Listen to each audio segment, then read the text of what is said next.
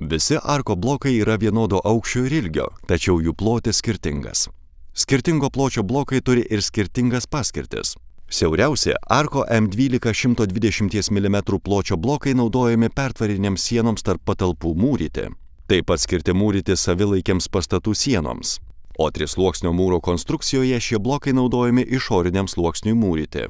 Arko M15 blokai yra 150 mm pločio.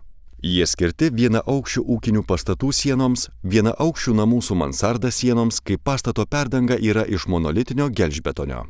Šie blokai tinka ir savilaikiams pastatų sienoms. Arko M18 blokų plotis yra 180 mm. Šie blokai tinka statyti 2–3 aukštų individualų namą ar kotedžą. Taip pat iš blokų M18 mūrijamos pramoninių ir daugiaaukščių gyvenamųjų pastatų sienos.